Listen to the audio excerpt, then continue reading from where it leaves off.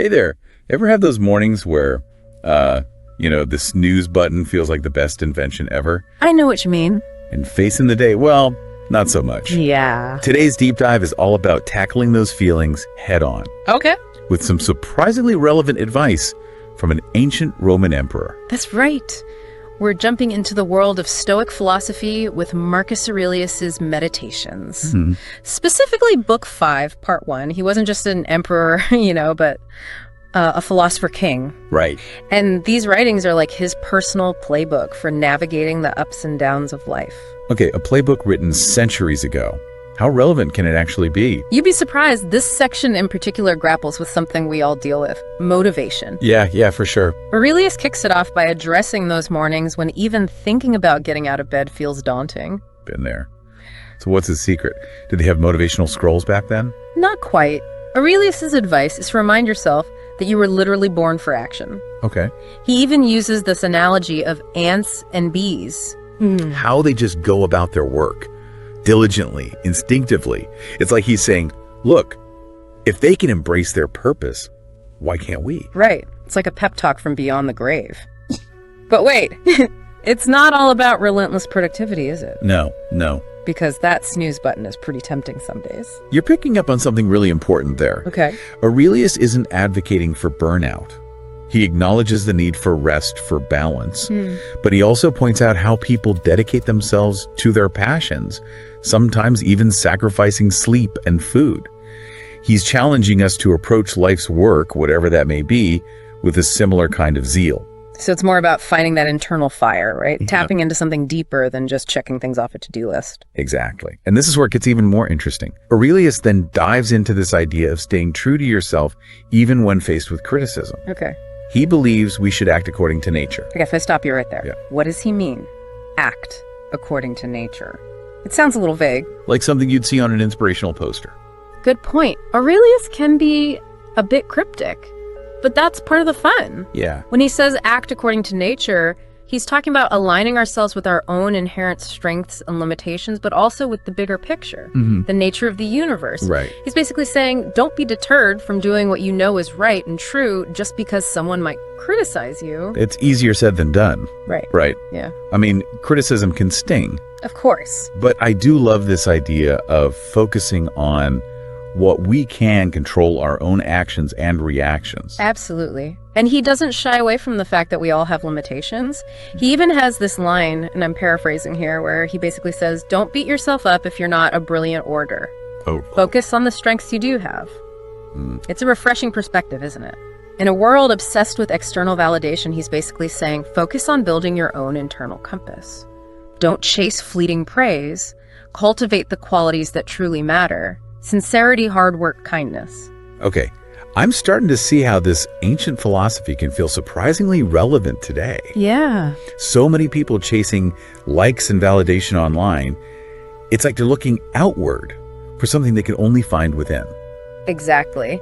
And Aurelius was wrestling with this centuries ago. Right. He even provides a whole list of virtues we can actively work on. He talks about gravity, not in the sense of physics, but more like seriousness of purpose, Right. and laboriousness, this dedication to doing good work for its own sake, not for the applause. It's like he's creating a blueprint for self-improvement, one virtue at a time. And it's interesting that he uses the word laboriousness. Yeah. It reminds us that this inner work, this cultivation of virtue, it takes effort.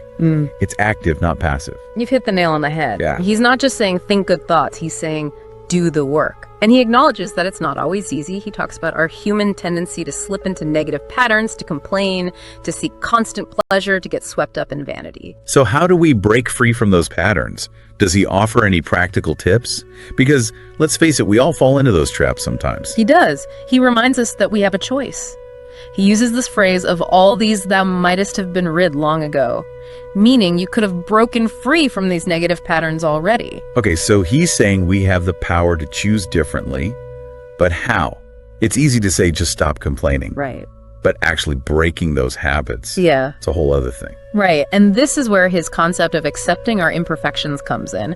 He basically says, it's okay to be a work in progress. He uses this phrase, borne the blame of one that is somewhat slow and dull. It's like he's saying, you might stumble, you might not always get it right, and that's okay. Don't let the fear of not being perfect hold you back from striving. That's such a relief to hear. Yeah. Because let's be real, none of us are perfect. I love this idea of embracing the journey, even with the stumbles along the way. And he seems to almost make a virtue out of this slowness. Like there's a certain nobility in persisting, in continuing to reach for those virtues, even when we falter. He's encouraging us to be patient with ourselves in the process. It makes me think of that quote, "The journey of 1,000 miles begins with a single step." Aurelius is basically saying, just start walking, even if it's one small step at a time. Exactly. And what's remarkable is how he connects this idea of personal growth with the natural world. Remember his point about acting in accordance with nature? Yeah. Well, he takes it a step further and talks about how we breathe in the air, consume food from the earth, how the earth sustains us despite our sometimes less than stellar treatment of it. He's making me feel a little guilty about that plastic water bottle I used this morning. But I get your point. It's like he's cultivating this sense of gratitude for the natural world and our place within it. Precisely. And I think it goes even deeper than gratitude. He's fostering a sense of interconnectedness. It's like he's saying, look, you're not separate from this web of life. You're a part of it. Your actions ripple outward. It's a reminder to be mindful of the impact we have on the world around us. That's pretty profound. So we've gone from finding motivation to embracing our strengths and limitations to this sense of cosmic connection, all within this one section of Meditations. And we haven't even gotten to what I find the most fascinating part yet. Okay, you said this next part is really fascinating, so now I'm even more curious. What else does Aurelius bring to the table here? He talks about external validation, or rather how we shouldn't let it dictate our self-worth. Okay. He basically challenges us to find validation from within, not from seeking approval from others. That's so relevant today. It's like he anticipated the rise of social media and the constant pressure to present a perfect image online. Right. And he even uses an example that ties back to what he was saying earlier. He talks about someone who might be naturally gifted with sharp, acute language, and how others might admire that. You mean like someone who can craft the perfect tweet or has a huge following because they're always witty and insightful? Exactly. But Aurelius says this shouldn't be the basis of our self-esteem. It's those deeper qualities, the sincerity, the hard work, the kindness that truly matter. Right. He's encouraging us to focus on cultivating those things regardless of whether we get external recognition for it. It's about defining your own worth, not letting the internet define it for you. Right. That's a really powerful message. Yes. It's easy to get caught up in comparing ourselves to others, especially in the age of social media. And you know what I find really insightful? What's that? He doesn't frame this as some kind of competition like it's us against the world. Yeah. Instead, he ties it all back to this idea of aligning ourselves with nature. Okay. I'm intrigued. How so? Think about it. Just like a tree doesn't strive to be a flower, or a river doesn't try to be a mountain, each part of nature simply exists as it is fulfilling its own unique purpose. Aurelius seems to be suggesting that we too can find a sense of peace and fulfillment by embracing our own nature's strengths and limitations included, and focusing on what we can control, our own actions, our own inner growth. Wow. It's like this whole section of Meditations is like a beautifully woven tapestry. He starts with motivating us to action, then encourages us to embrace our strengths and limitations, reminds us of our connection to something larger than ourselves, and then culminates with this call to find validation from within. And that's what makes Aurelius's writing so timeless and universally relevant. It's not about providing easy answers or a rigid set of rules, but rather a framework for navigating life's complexities with wisdom and intention. He encourages us to look inward, to cultivate our virtues, and to find alignment with both our own nature and the nature of the universe. This deep dive has been incredible. It's amazing how words written centuries ago can still hold so much relevance and wisdom for us today. If there's one thing I'm taking away from Marcus Aurelius, it's that true fulfillment comes from within, from aligning our actions with our values and striving to be the best versions of ourselves, regardless of external opinions or circumstances. Absolutely. And if you're looking for a place to start putting these ideas into practice, why not pick up a copy of Meditations and see what resonates with you? You might be surprised at how much this ancient wisdom can speak to your modern life. Great suggestion. And for our listeners, if you had to choose just one virtue from Aurelius' list to focus on this week, which one would it be and why? Something to ponder and Steady like a metronome. Life ain't no paradise. Swimming dust in catacombs. Mind steel clad, heart calm amidst the cyclone. Strength in the stillness where my scars has a keystone. Stoic sword sliced through chaos, never once deterred. Struggle forged the iron will, silence is preferred. Pillars patience, wisdom's echo never slurred. Battlegrounds rage and virtues blaze undisturbed. Vice is tempted, whispers in the midnight. Virtue's lantern, cutting through the dark night. Battle rages, yet I'm standing on the Zen height. Stoic vision, crystal clear, guiding through the fight. Running through the gauntlet, fire in my veins burn. Painted teacher, lessons edge pages that we turn. Fortress of the mind, no retreat, no concern. Virtue steady beacon, storms I discern. Running through the gauntlet, fire in my veins burn. Painted teacher, lessons edge pages that we turn. Fortress of the mind, no retreat, no concern. Virtue steady beacon, storms I discern. Against the current, standing tall, never bent. World spins frantic, I refuse to relent. Timeless wisdom flows every single event. Stoic calm, unyielding, life's true testament. Weight of 1,000 trials, break chains, ascend. Mind over matter, wounds mend, start again. Clarity and silence, restless anger transcend. Stoic path, unshaken till the very end. And get upset. I made a decision, right? I made a decision. I made a what? Listen to me very closely. In order to make your dreams and goals become a reality, you have to make different decisions. See, the only reason your dreams aren't happening now is two reasons. It's too early, right? It's too early. What do I mean when I say it's too early? Okay, so if you're in high school, you can't play in the NBA, right? It's too early. It's not time yet. And a lot of you struggle with that. A lot of young people, you struggle because you got these big dreams and these big goals and you want them to happen right now. You want them to happen today, right? Look, you got the rest of your life to live. So what would happen if all your dreams became a reality when you was 15? You got 65 more years to live, 70 more years to live, 80 more years to live. My grandma just passed, they both were in their 90s. So if you're 15 years old, you got 80 years left. Are you hearing me? You can't make all your dreams become a reality in one day or in 1 year, right? So say this with me. It takes 21 years to be 21 years old. You can't make yourself 21 at 15. I don't care how. The meaning of life is to give life meaning.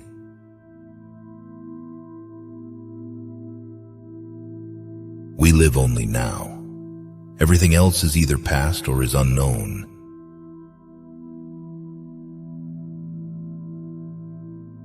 If you make a mistake and do not correct it, this is called a mistake. Confucius.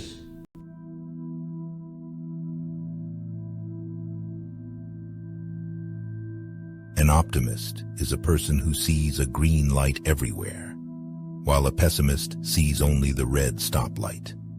The truly wise person is colorblind.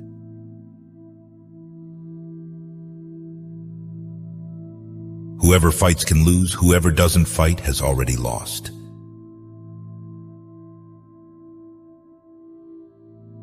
Vague goals produce vague results. Jack Canfield.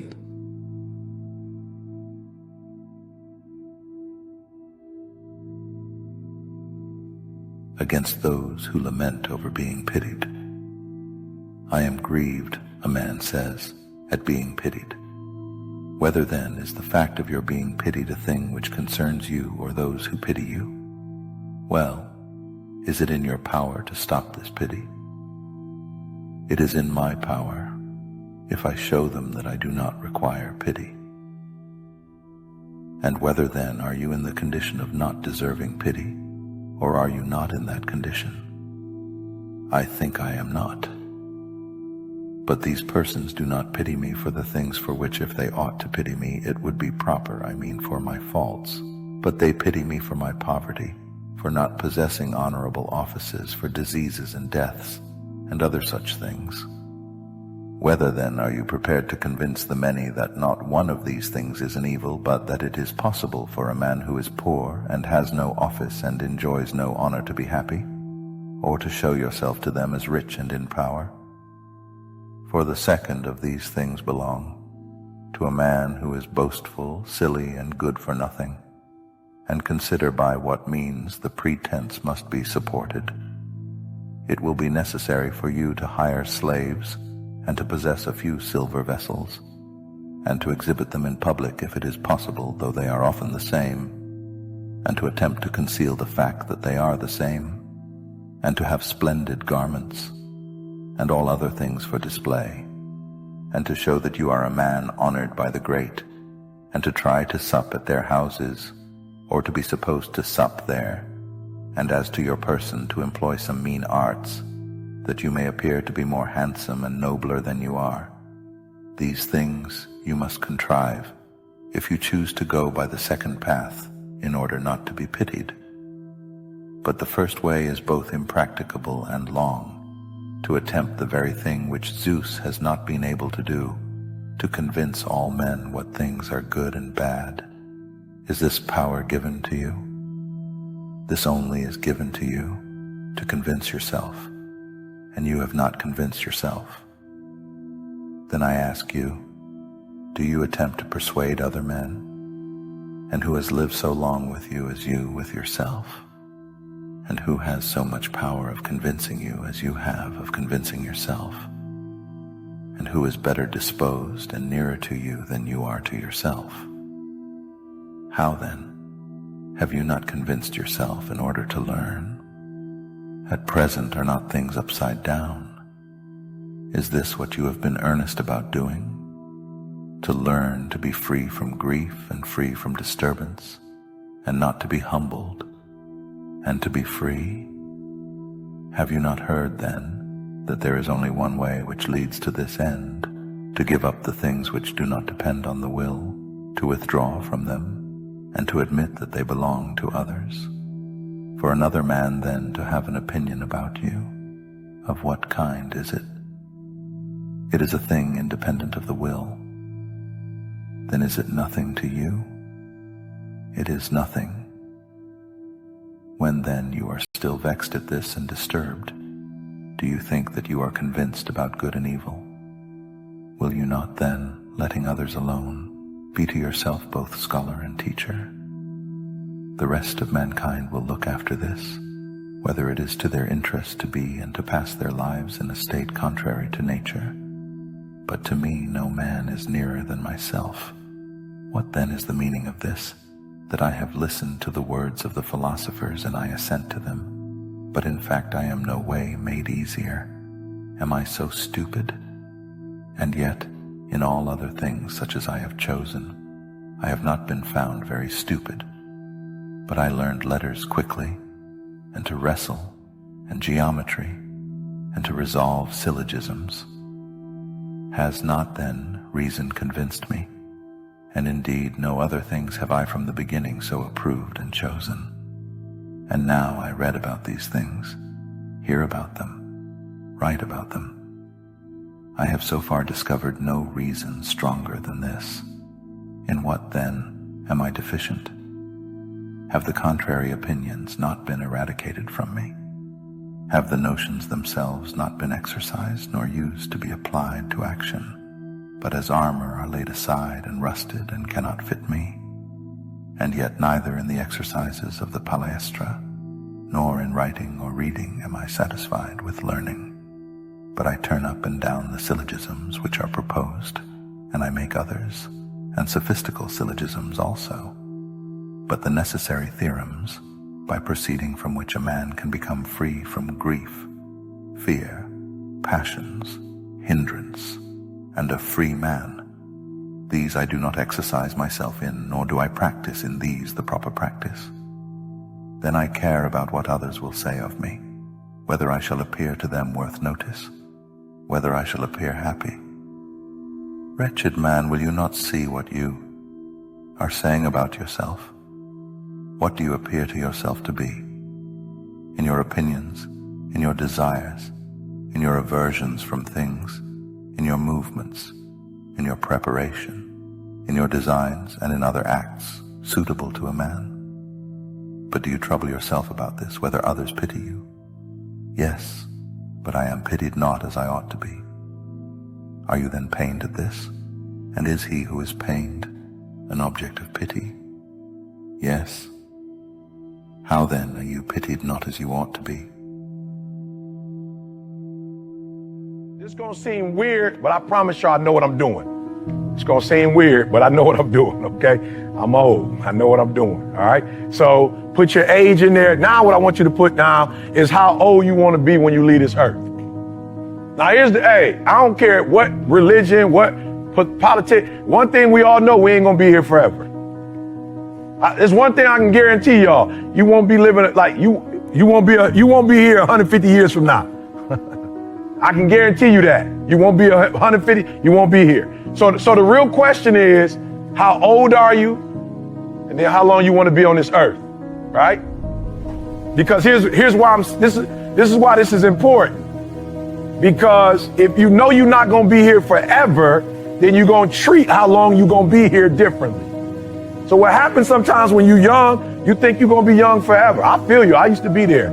I woke up this morning, I was 51 years old. I was like, man, I'm 51. My grandma, I went to go see my grandma, she's 91. I was like, man, I remember my grandma was in her 40s. My grandma 91. Now listen to me very closely. I'm not the don't say no to drugs dude, right? You make whatever decisions you want. You do whatever you want to do. I'm here to tell you though, that you're not going to live forever.